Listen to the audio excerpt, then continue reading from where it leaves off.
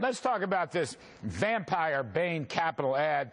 As usual on Mondays, we have Brad Woodhouse, Communications Director for the Democratic National Committee, and Sean Spicer, Republican National Committee Communications man. And as always, I begin with Brad Woodhouse. I will give Sean the last word. So you got this vampire ad about this steel company, GS Steel, that went out of business. The only thing that ad neglected to say is Mitt Romney was already out of the company when the steel company went down, running the Olympics. So how do you figure this?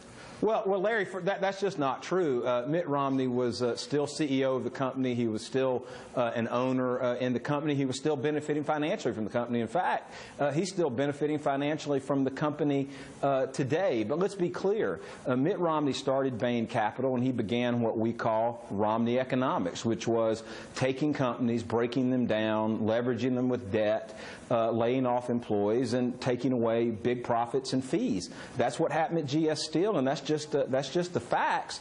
It's not an indictment on the private sector. It's not an indictment on private equity. But if Mitt Romney is going to use on his resume for public office what he did in the private sector, we're going to take a look at it. We're going to challenge it. Brad, let's look at what the president's done. He took over GM and Chrysler. He shed 2,000 dealerships from GM alone, cost him hundreds of thousands of jobs to get them back, and now he's attacking the same type of system that he used for GM, and he's proud of GM. He's proud of what he did there. You guys want to campaign on that.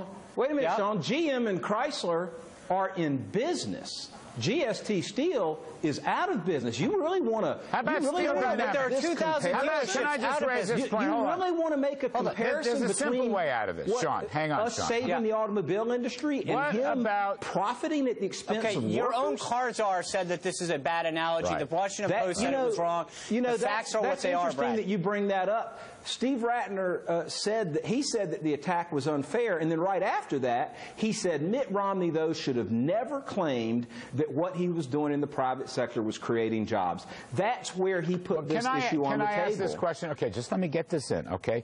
Yeah, please. GS Steel went down. It cost 750 jobs. Mitt Romney was already several years out of Bain Capital. We could debate that. He was running the Winter Olympics. Here's the one. Why don't you include the success of Steel Dynamics? Steel Dynamics was Bain Company underwritten firm. It was a turnaround firm, and it created 6,000 jobs. Now, I got another.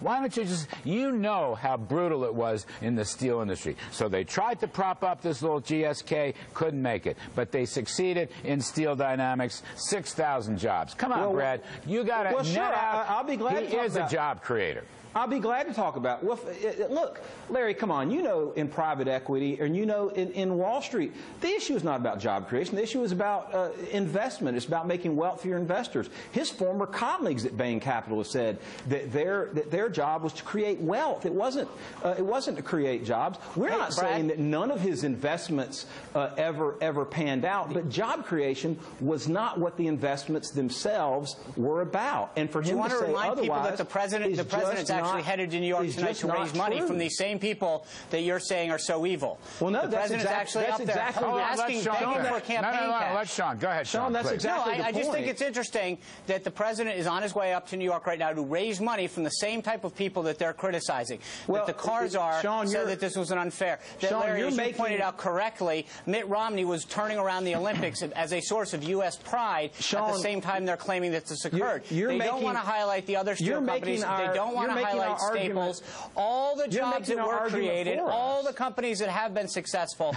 You know, the fact of the matter is, let's look at you're making our argument for us. If you're making our argument for us, we're not indicting private equity. Mitt Romney said that he was creating jobs. That's not what he was doing. He was creating wealth. If jobs hadn't to be created, great. If they had to lay off people. All right, can I ask another one? And let me just finish this. In GST Steel's case, they not only shut down the company, they had to have the federal government come in and bail the pensions out. Yeah, but in Steel Dynamics, they created 6,000 jobs. Hang on, let me make this point. In Steel Dynamics, they created 6,000 jobs. They also created tens and tens and tens of thousands of jobs with people like Staples and Sports Authority. But Brad Woodhouse, I want to ask you this. Sure. One of your biggest bundlers, this chap Jonathan Levine, he is a Bain Capital guy who was around when this little GSK Steel oil company went down. He's Obama bundler, 100 grand. He'll probably be at one of the Obama fundraisers tonight. Now, doesn't that indict your indictment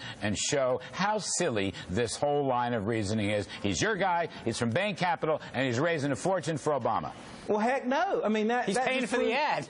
Heck no. I mean, that just proves our point that we're not indicting private equity. What we're talking about is what Mitt Romney's claims are to be qualified to be president. He says, my private sector experience qualifies me to be president. Well, if you think people think that what you do there is a broader point here that we need to look at, you to be president, then let's take a look at it. And by the way, I got to let Sean have the last word. Now, come on, Larry, Brad.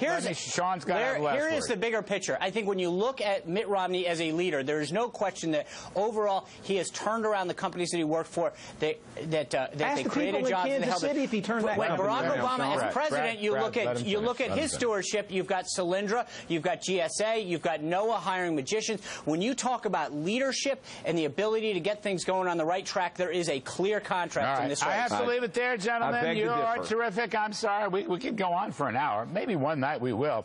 Brad Woodhouse, Democratic National Committee. Sean Spicer, Republican National Committee. Gentlemen, thank you very much.